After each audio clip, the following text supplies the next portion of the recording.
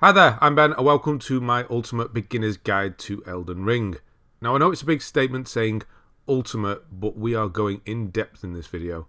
I'm going to presume that you've never played a Souls game before, let alone Elden Ring, and you have no idea what's going on. Trust me, I know what that's like with these games, I've been there myself. So this video is going to be broken down into multiple sections. You can check the timestamps below if you want to see what to expect.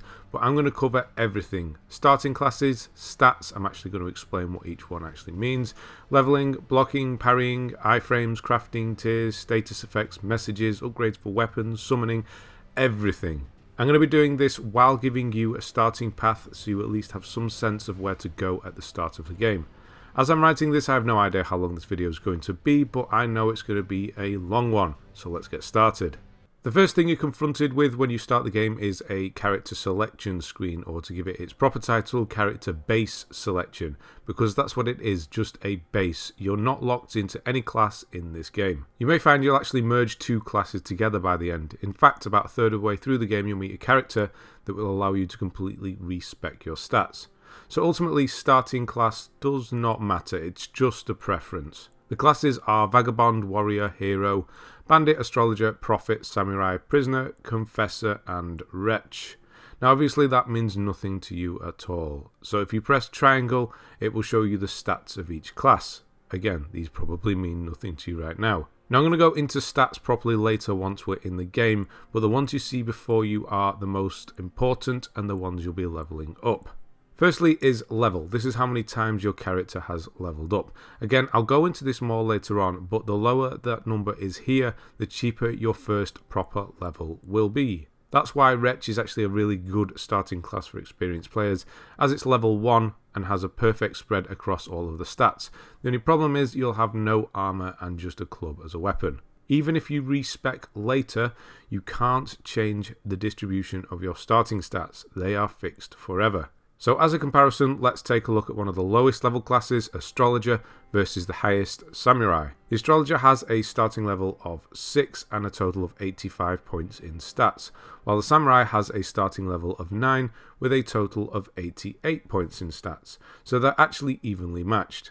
The difference is they'll be able to distribute those extra 3 stats as the Astrologer as you see fit during the 3 level difference. So what do the rest of the stats actually mean? I'll keep this simple as I can for now, but Vigor is health, Mind is your magic bar or FP, Endurance is tied to your stamina and equip load, Strength is required for heavier weapons such as great swords and great shields, Dexterity is for weapons that require more finesse to wield like katanas and curved swords, things like that.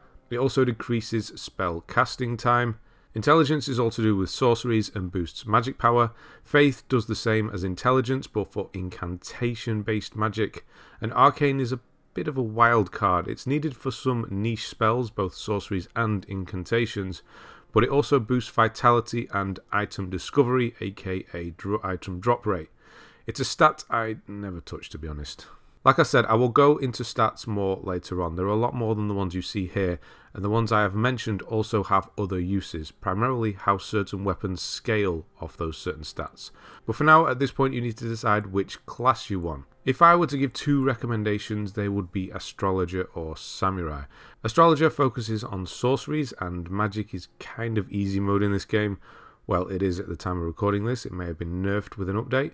While Samurai is a great starting melee build as it has the Uchigatana, which is a sword that has a bleed status effect, more on that later, and a bow, so you can still do damage from a distance if need be. All the weapons and items that each class gets can be found in the open world at some point, so don't worry you aren't missing out on anything by choosing a certain class. Honestly, pick whichever one you think looks coolest and looks like it might fit your playstyle.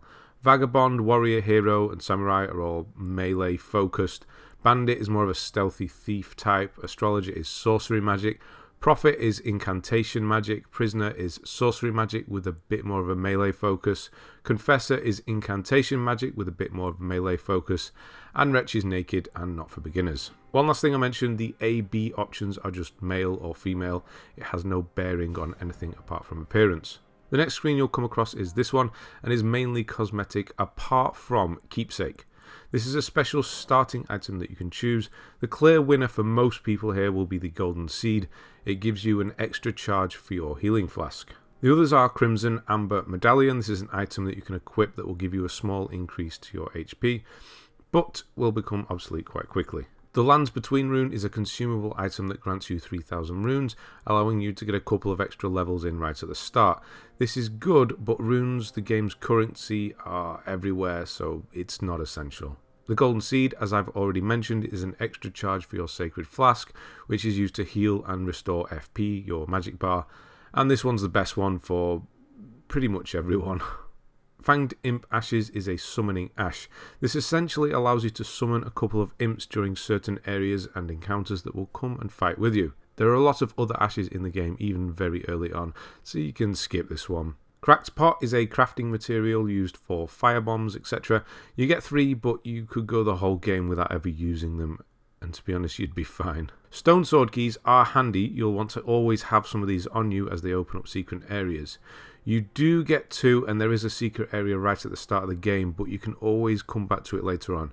You can purchase Stone Sword Keys from pretty much every vendor in the game, plus you'll find them out in the open world as well. A Bewitching Branch will get an enemy to fight on your side for a while. Sounds better than it is. You'll get 5, you'll quickly run out, so you can't rely on them. Boiled Prawn is one of the craftable items in the game and makes you a bit tankier for a while. Again, you'll run out quickly and you can always craft them later on anyway. Finally, there's Shabriri's Woe. This makes enemies more aggressive towards you. Just avoid. So yeah, go with the Golden Seed. You will not be disappointed. When you actually start the game, the first item you will see, which has a purple hue to its light by the way, meaning that it is rare, is the Tarnished Wizen Finger. Items in this world will appear white, purple or goldy orange. This is the rarity, common, rare and legendary respectively. The Tarnished Wizen Finger will allow you to leave messages for other players, provided that you are playing online of course. You can't write anything you like. There is a selection of words, but you can get creative with it. And trust me, people do. The notes you leave are supposed to help other players, and people will vote them up or down. If one of your messages gets voted up while you're playing, your health will completely refill. This can actually be life-saving, so don't dismiss leaving messages for others. On the flip side, you will see white messages on the floor everywhere. These are messages from other players trying to help, usually, but there are 1 or 2 that may be a bit misleading. The first enemy of the game you'll meet is the Grafted Scion. It's a mini-boss, it's huge, it's quick, it's fast, it's gonna kill you, but don't worry, you're supposed to die to it, so that's after this is when the real game starts. It's a Souls game. They want you to know that you gotta die. So the next thing you'll get is your Sacred Flask. This is your healing item. I'll explain about upgrading it and changing the distribution when we get to our first grace point in a moment. We'll actually want to go and do the tutorial now. I'm going to walk you through that whole process and add more to it basically. People have complained that this is highly missable, but there is literally a sign on the floor and a ghost telling you to go down. Now in the network test, it was missable. There was no sign, there was no ghost, and it was pitch black, and then there was the lit tree at the end, so obviously you just walk towards that and go through the door. Yeah, it was missable in the network test. In this, it's not. So drop down to get started. Fall damage is a thing in this game, and it's calculated by how long you're in the air. So later on, when you're on your mount, double jumping at the bottom of a fall will not negate fall damage. It will actually increase it. Keep that in mind. Anyway, on to the first grace. These are everywhere throughout the world. They are resting points, safe places, warping points, where you level up and where you come back to when you die. They are very important. One huge thing that I will mention, if you are new to Souls, you will not know this. Resting at a site of grace will respawn every enemy you have killed, excluding one-time enemies like bosses. So be aware of this. Touching a grace to light it will activate it, so if you die you will spawn back there, and it will also open it up on your map, allowing you to fast travel there, but this will not respawn enemies. It's only when you rest at them that the world refreshes. When you first rest at one, you'll see a few options. The first one will be past time. This is because there's a day-night cycle in the game and certain enemies will appear at certain times. There's also flasks. If you go to this, you'll be able to use the golden seed we just got as our keepsake. Currently we have 4 uses of our flask, so if we go to add charge, we'll be able to add a 5th using the seed. You can go to allocate Flask and change your distribution. Red is health, blue is magic or FP. Spells cost FP to cast and it will need to be refilled, and the blue flask is your primary way of doing this. You will get a feel for which distribution you should go for. Melee focused will probably want to stick to 4-1 for now. If you're magic focused, I would recommend favouring blue, or at very least an equal split. You don't want to run out of FP. Don't worry, you can change this at any time at any grace point, so you can mess around with it if it's not working with you at your current ratio. The final option here is increase amount replenished by flasks. For this you'll need to find sacred tears. They are out in the world and they improve the potency of your flasks, basically how much they restore. Next we have memorize spell. This is for magic builds obviously. We currently only have 2 spells, but as you collect more, this is where you switch them out and mess around with your setup. Finally for now is sort chest. This is just basically a way of keeping your inventory tidy. I don't use it personally, but anything you put in the chest can be accessed from any grace point. There's no penalty in this game for carrying everything you ever find, only how much you actually have equipped, which we'll take a look at now. If you go to equipment, you'll get this screen. The top 3 spaces are your right hand weapons, followed by your arrows. The row below is your left hand weapons, followed by your crossbow bolts. Below that is your armor, then is your talisman slot, which is where you would have equipped the crimson amber medallion had you chosen that as your keepsake. Then below this are your consumable items, or just usable items. This I like to keep pretty clear. Cycling through loads of items just to find the one you want is not advisable, and I'll show you what I mean by this in a moment. The most important number you'll want to concentrate on when equipping things is your equip load. There are 4 stages: light load, medium load, heavy load, sounds like a washing machine, and over encumbered. This happens when you're at 100% equip load and you just can't do anything, so avoid it. These stages affect your character's movement and how much stamina actions take. It's best to stay in either medium or light, but you'll find yourself in medium mostly. Heavy makes you really sluggish and can also affect your rolling and iframes, which we'll talk about shortly, and also how quickly stamina regenerates. So back in gameplay, we can toggle spells, weapons and items we have equipped by using the D-pad. Up is spells, which you can cast using your staff. You'll have to have a staff to cast spells. Right is whatever you have equipped in those first 3 slots in the top row, so you can cycle through all 3 of those. Left does the same for the left hand, so the second row of your equipment menu, and down is your items or consumables. This is why I said keep this clear. The 2 main things you'll want quick access to are Crimson Tears. This is your healing part of your flask, and Cerulean Tears. These are your FP, your magic half of your flask.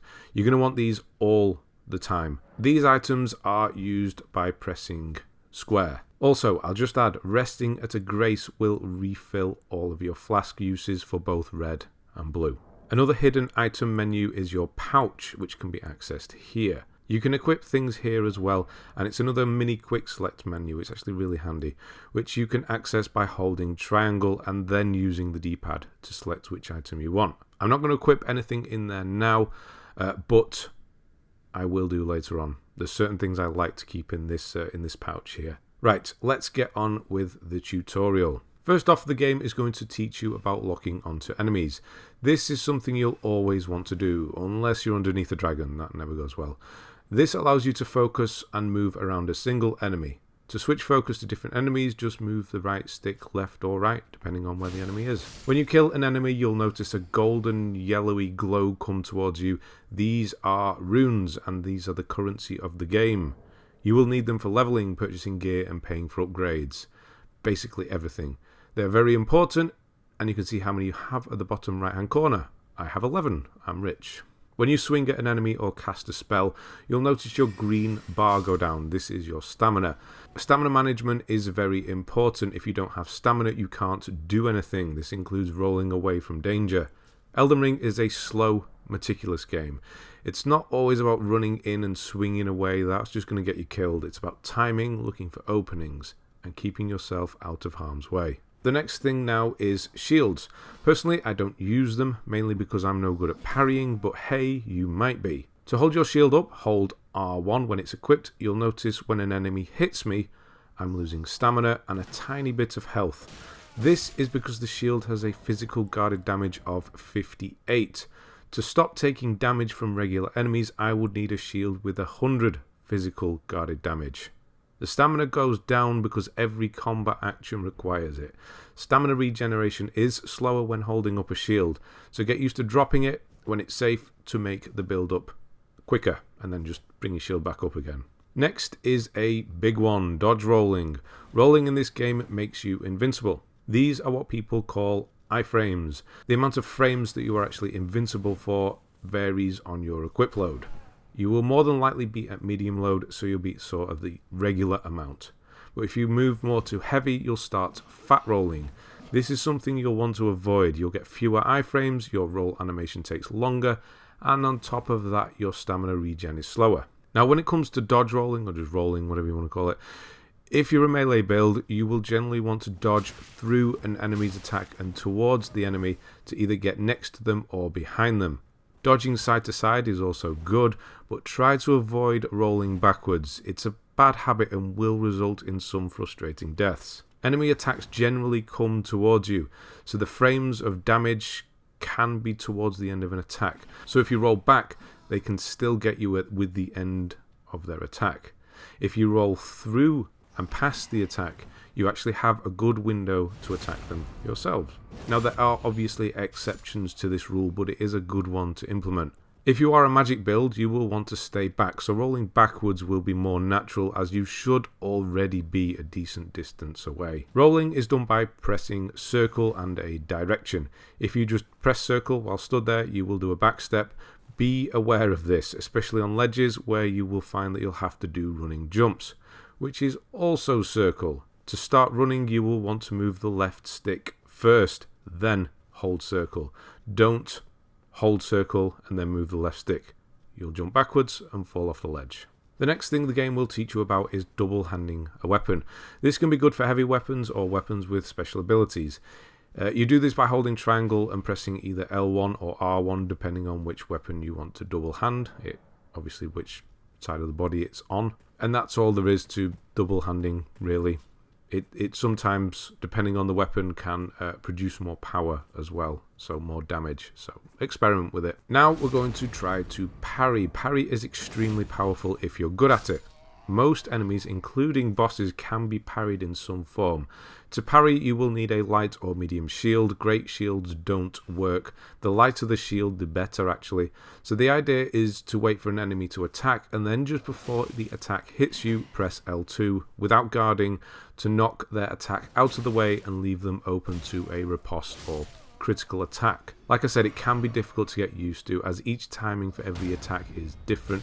But if you do master it, you will breeze through some of the tougher bosses and enemies. Or you could just use magic like me because I'm useless at parrying and I don't care. You can mock me.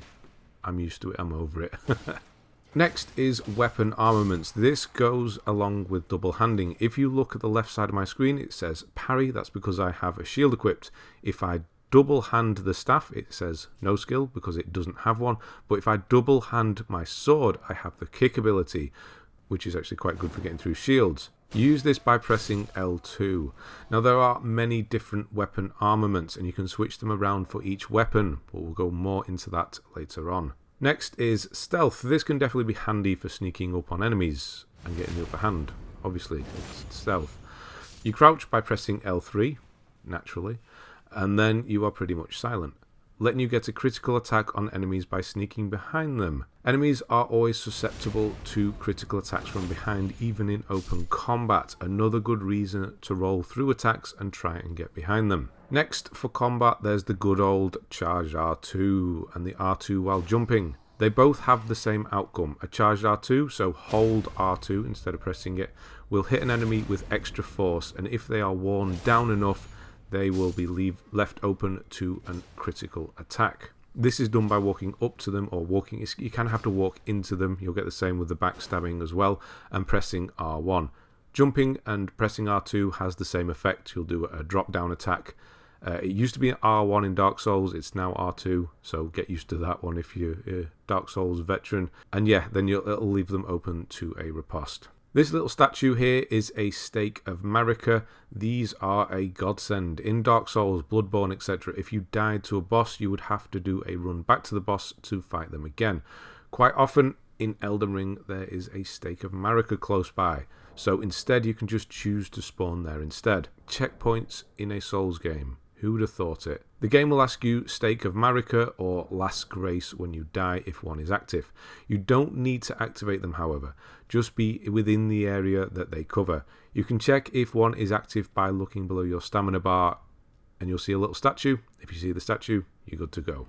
Now, onto our first boss. This guy is easy and not really boss. It's just an enemy. But it does teach you about guard counters, which are a fantastic addition to Elden Ring. And I like half parries for people like me who are no good at parrying. Basically, hold your shield up, get hit on your shield, and immediately press R2 once hit. You'll hear an audio cue and you'll lunge forward. If it connects, it will stagger the enemy and leave them open to a critical attack. Now this guy just took one guard counter to stagger him, but tougher enemies may take 2 or 3. After killing the boss, you're done with the tutorial. You will pick up a new gesture on your way out. These are just emotes and can be activated here. You may need to turn off your move controls or switch the controls around in the settings if you're on PlayStation. The default is on move and it's horrible. I've turned it off on mine. You'll want to do the same as well. Right, onwards to the main game. On your way out to the tutorial area, you'll see a fog with a gargoyle/imp statue. This is where you would have used your stone sword key had you chosen it. You insert them into the gargoyle's heads and they open up a secret. There are many of these statues throughout the game and plenty of stone sword keys to open them, so don't worry, you can always come back to this later on. Just ignore it for now. Also, on your way out, be sure to grab the Finger Severer and Tarnished Furled Finger. These are needed for co-op. I'll be doing a shorter video all about co-op soon. I'll link that in the description below when it's ready. After that, you'll take the lift up and open the door and you'll be in Limgrave, which is the start of the open world. There is another grace ahead and we do have some runes now, but we can't level up just yet. We need a Finger Maiden. We'll make a few stops along the way to her while I explain a few other things. Firstly, let's talk about that big ass dude with the golden armor riding the horse in front of us down there. He is another mini-boss. Encounters like this just happen in the open world. He's not easy, quite the opposite in fact. Take this as another hint from the game. You don't actually need to fight every boss or enemy as you come across them. You can just go around them and leave them for later. I think this lesson was meant for Souls veterans, as there was never really an option for that in the past. You had to power through if something was in your way. But if you are a Souls veteran, tell me you are not going to go down there, you're not going to fight him, and you're not going to do it in as many attempts as it takes. If there are any experienced players watching this, tell me I'm wrong. The guy ahead is actually an NPC that you can talk to. A tip I'll give you when it comes to NPCs is always exhaust their dialogue so that they start repeating themselves. That's how you know that they are done. However, that doesn't mean that they are done forever. They may have different things to say later down the line, so take note of any that you encounter and return to them to see if they say anything new once you've kind of moved the story forward. They may lead to side quests or items. What we'll do now is go around this knight on the horse and head to the Church of Ela, another safe space with a grace. Oh look, a rolling sheep.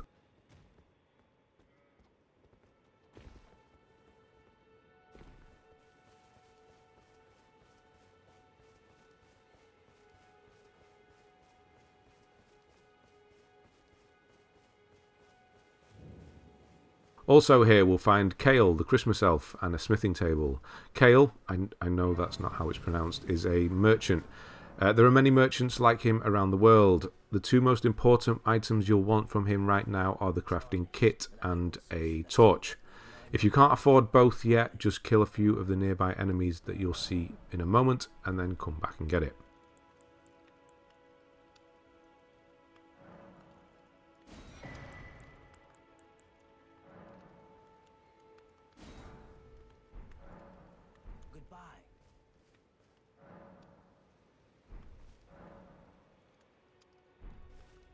So now in your pause menu, that's another thing, there is actually no way to pause Elden Ring, so find a safe spot if you have to leave the game for a minute. You'll see that there is item crafting. Here you can craft helpful items. You won't have many recipes available to you from the start, but you can increase your crafting repertoire with cookbooks. Kale sold some, and you'll be able to find them throughout the world as well. Crafting obviously requires materials, most of which you'll find out in the world and just everywhere. Always be picking things up. You'll see the triangle acquire materials prompt whenever anything is nearby. There's no stupid animation or anything like that, so there's no reason not to pick up everything you see. You'll never know when you actually need it. Like enemies, resting at grace also respawns materials, so you can use that to your advantage as well. Now that I have 2 earthly flowers, I can just go to the crafting menu and make a furl calling finger remedy. I hate saying that word, it's horrible. This is a co-op summoning item. I don't need this right now, but you get the idea about crafting. Just keep an eye out for cookbooks and materials and acquire them whenever you can. So also in this church just next to Christmas Elf is a smithing table. This is where you can upgrade your weapons using smithing stones, but only to +3. You will need a proper smith and a lot better stones to get to +25, which is the maximum upgrade for a weapon. The proper smith is found in Round Table Hold. I will have a separate video showing you how to get there. So what does upgrading a weapon do? Well, it makes it stronger, of course. Whenever you're upgrading anything, look out for blue numbers. Blue are good, red is bad. Let's take this short sword for instance. 1 upgrade will cost 2 smithing stones. I only have 1, as you will have right now as well. And in that case, we can't actually upgrade it, but you can see what the upgrade would do. It would increase the damage of the sword from 102 to 107, a pretty simple upgrade. Whereas if we go over to the astrologer's staff, it's a bit different. Firstly, you can ignore the physical damage on the staff. If you're using it to hit things, you're doing things wrong. What we need to look at is the sorcery scaling and the attribute scaling. Sorcery scaling is actually quite a complex number, but basically the higher the number, the more damage sorceries will do. There are external factors like talismans that can also affect this number as well. Attribute scaling is how well your weapon scales off your main attributes: strength, dexterity, intelligence, faith and arcane. The higher the attribute number, the more damage you'll do. So currently the staff scales off intelligence at a C rating, which is average. The higher my intelligence, the more damage it will do. Now you can see that if I were to upgrade the staff, the scaling would change to B on intelligence, meaning a purer scaling. It's going to scale better as my intelligence goes up. There is also an A ranking, and above that an S, which is the best. C is average, and you don't really want to go below it. D is acceptable, but anything below that, no. The sword was D, but that's because it was not very good, and it's just a basic straight sword. Next, I'm going to show you how I like to set up my sorcerer build. I have my sword in my right hand, my staff in my left hand, along with my torch, which is backup for dark areas, and I can just switch between them. I don't ever use shields, so I don't actually ever have one equipped. This way, I have my sword and my staff ready to go in each hand whenever I need to use them. So, what happens when you die? Let's find out.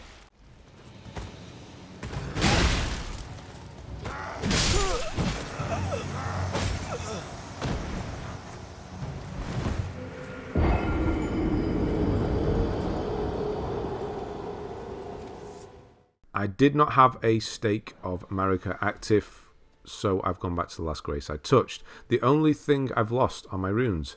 I now have a chance to go back and get them. If you look at the compass in the middle of the screen at the top there, you can see my runes are marked with a yellow icon. All I need to do is go back to where I died and pick them up. These will not disappear unless I die. I could go to the other side of the map and teleport away wherever and come back, and they would still be where I died. They'd even stay there if I quit out the game and reload. But as soon as I die, they are gone forever and will be replaced with a new lost rune mark. Apart from that, that's it. Nothing else happens when you die. All other items stay with you forever. Not so scary now, is it? Right, on to another important part of the game, leveling. Just a quick note as we go through here, whenever you're walking through an area and you don't know whether there are enemies around, just click R3, the lock on, and you'll automatically lock onto enemies even if you can't see them. It's really, really handy, especially in the tombs when you have the gargoyles. you'll know what I mean about those guys. If you sit at this bonfire, Melina will appear and offer you an accord, and you should accept it. She will now become your finger maiden, allowing you to level up. She will also give you the spectral steed whistle. This allows you to call your mount. If we go into the leveling menu, we will be hit with a wall of numbers. Starting from the left, we have the stats you are familiar with, level and attributes. Here, it also tells us how many runes we are holding and how much our next level is going to cost.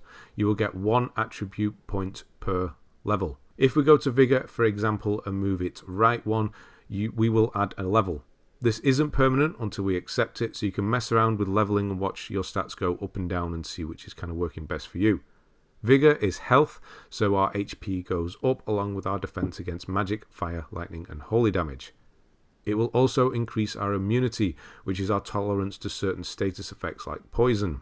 I'll show you more about those shortly. Robustness increases our resistance to bleed and frostbite. Again, another type of status effect. These usually come from weapons.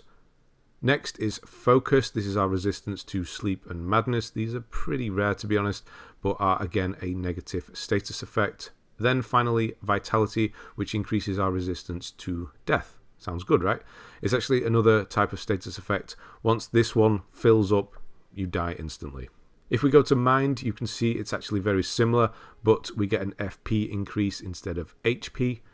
Endurance, the same resistances again, but with a stamina and max equip load increase instead of FP or HP. Strength will increase my right hand's primary attack, R1, by 1, because that's my sword and it scales quite poorly from strength. It actually increases all resistances, including physical ones this time. So you have regular, physical, strike, slash and pierce. These are all different types of physical attacks. If you look at your weapons, it will tell you at the top underneath the name what type of damage they do. For example, my sword does standard and pierce damage. Different enemies are vulnerable to different types of damage, just like you are, but that's all part of the game. It's learning what is weak to what. Next is Dexterity. This drops your physical defense increase, but in the background it also increases, well, it doesn't drop it, it doesn't do it, but in the background it also increases fall resistance and decreases spell casting time. It also increases my R1 for the sword because it scales off dex quite badly as well. Next is Intelligence, same as the others, but this time my staff, L1, gets a small boost because that's increasing my sorcery power. I don't have any weapons on me that scale off faith, so when I increase this, nothing actually happens, so I would only ever increase that if I wanted to use a certain weapon or item. I will show you shortly about weapon requirements. And finally, Arcane. Again, nothing I'm using scales off Arcane, so no increase in attack power. But Discovery goes up. Discovery is drop rate, that's to put it a simple way. The higher your Discovery, the better your chances defeated enemies will drop items. Honestly, it's not necessary. Unless you specifically need Arcane for something, it's probably going to be the one you upgrade the least. I'm going to just throw a few levels into Intelligence as I'm a sorcerer, and this is just a testing account, so it doesn't really matter, but you go with what you see fit. Before we move on, I'm just going to mention one more stat. There's more for melee builds, and that is Poise. It does affect all characters, but if you melee build, Poise can be quite a big deal. None of my upgrade points before improved it. What does improve it is which armor you're wearing. Armor sets and just individual pieces of armor can be found while playing, purchased from vendors, or dropped by enemies. You have two options when it comes to armor: Fashion Souls, or the approach I like to take, which is just stats. There is no penalty for mixing and matching armor sets, just equip whichever parts you think look best and work for you. Some people don't like that approach and prefer full sets, but hey, it's whatever works. So, back to Poise. What is it and what does it do? You can think of Poise as your tankiness rating. The lower the number, the more likely you are to get knocked around by enemy attacks. For instance, if you have a high Poise rating, you'll be able to attack through certain enemy attacks. They will still hurt you, but they won't interrupt what you are doing. Whereas if you have a low rating and you go to, say, cast a spell and something hits you, even an arrow, it's going to interrupt what you are doing. Experimenting around with armor is the best way to improve this stat. Right, I'm going to equip my steed whistle into my pouch so I can quickly call my mount whenever I need it. I won't call it just yet. Instead, there's a few things we can do in this camp here. Firstly, kill this guy and open the chest. In here is the Lord Son's greatsword. It'll give me a chance to tell you about weapon requirements. When I hover over the greatsword, you can see a red cross in the top right of the icon. This means that I can't effectively wield this weapon. I can still use it, but it would hardly do any damage. Sometimes double-handing a weapon can fix this. The reason I can't use it is because my strength is 8 and the sword requires 16. Double-handing ain't going to fix that. Now, it may be tempting if you find a weapon you like the look of to level up the stats you need so you can use it. But if you do that too often across too many stats, you'll spread yourself too thin and you won't actually be particularly strong in any area. It's always best to focus on a couple of stats. As a mage, I will be doing mind and in intelligence and a bit of dex as well. As a knight, you may want to go quality, which would be both strength and dex. It all depends on what works best for your end goal as a character. Next thing, I'm going to clear this camp and show you a couple of things. Firstly, kill these guys if you ever see them. They have a trumpet and will alert the whole camp to your presence. Then I'm going to go round and kill everyone and clear this place out. I'm not going to show you, but there are quite a few enemies. There is a bit of a tougher one in the middle. There are dogs as well. But yeah, I'm just going to clear it out just so I can show you something that happens when you kill the last person in an area. Right, once that is done, you will know everyone's dead because you will see a swirl of blue and red, or maybe it's just red or just blue, depending on which flask you actually need filling up. This will replenish a few uses of each flask. This is a fantastic mechanic that is only available while out in the open world. It means you can explore more and not have to worry about finding a grace because you are running out of flasks. It also works on small groups of enemies too, so if you see a small group of 3 soldiers alone on the road, go and kill them. You'll get a flask refill. It also works like the music from Uncharted. Once the music stops, the enemies are all gone. It's a similar thing. You know, once you see the swirl happen, the enemies are all gone. Next up, maps. I haven't shown you the map yet, and that's because there was nothing to see. It was just black and foggy, and you can just see the graces that we have. If I pick this map of West Limgrave up, it will reveal the whole of the area I'm currently in. You can tell where the maps are if you go to a new area because you'll see this little symbol in the fog here. Just head to that. That's the first port of call whenever you go to a new area, is try and find the map for that area. So this is Limgrave West, and these are all the graces I've found so far, along with any landmarks I've stumbled across.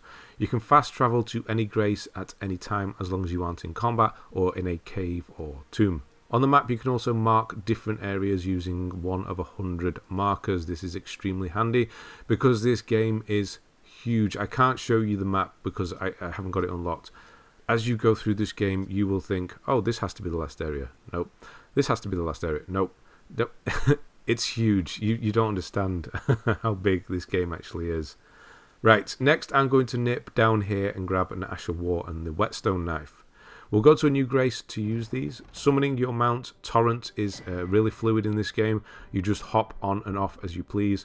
I summon him by holding triangle and using the D-pad. That's because I put the whistle in the pouch, and then dismount by clicking R3. It's really fluid, and it feels like an extension of your character rather than a completely separate entity, which is good. Resting at this grace now, you'll see a new option, Ashes of War. That's because of the whetstone knife. Ashes of War are spells that are attached to your weapons, meaning that any build can actually use magic. Simply choose a weapon, choose an Ash of War, and choose a way it will scale on your weapon. You can actually change your weapon's scaling depending on which whetstone knives you have. There are others in the game later on.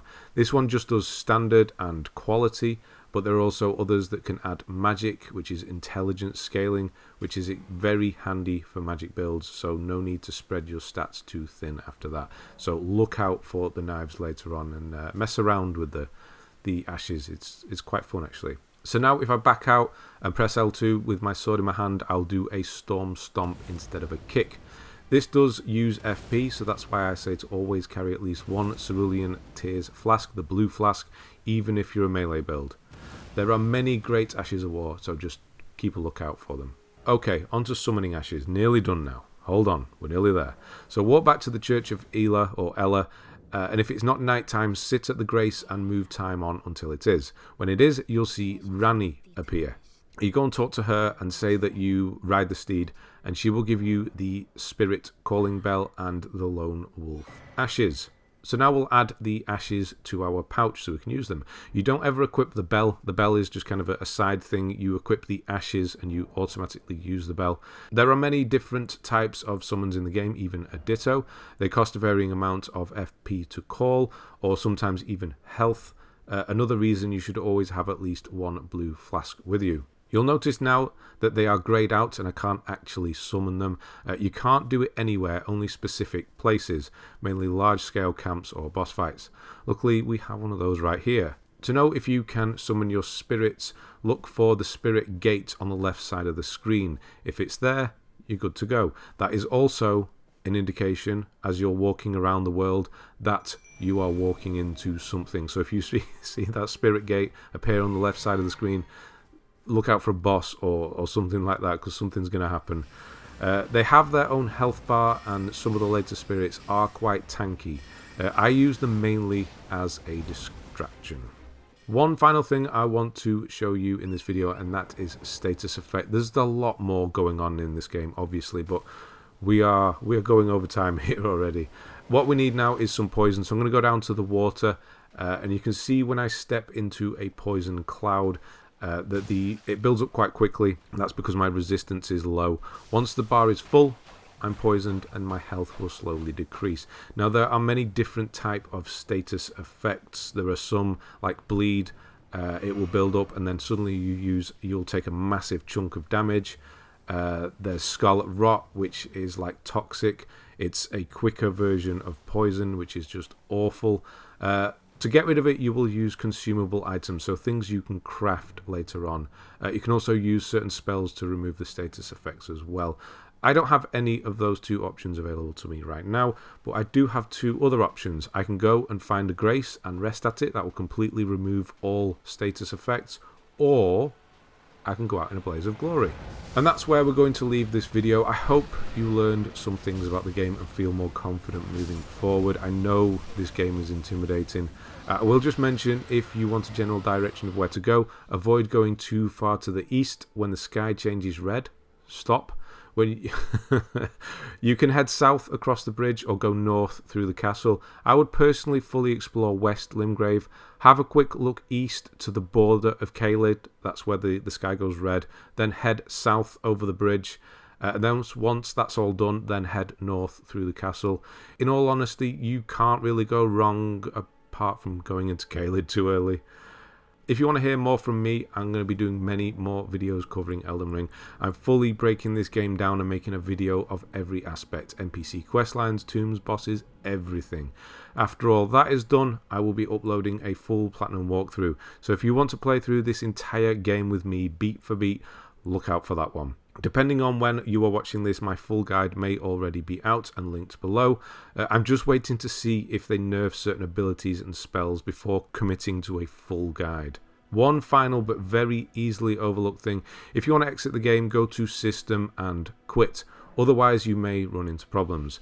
This is also a tactic you can use throughout the game, weirdly enough. You can use it for backup saves and de-aggroing enemies. You can literally do it at any point.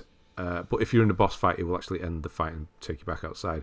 But you will spawn exactly how things were when you restart the game. It's actually helpful. People use it in speedruns and things like that. Right. Whew. We're done. Thanks very much for watching, and I'll see you on the next one.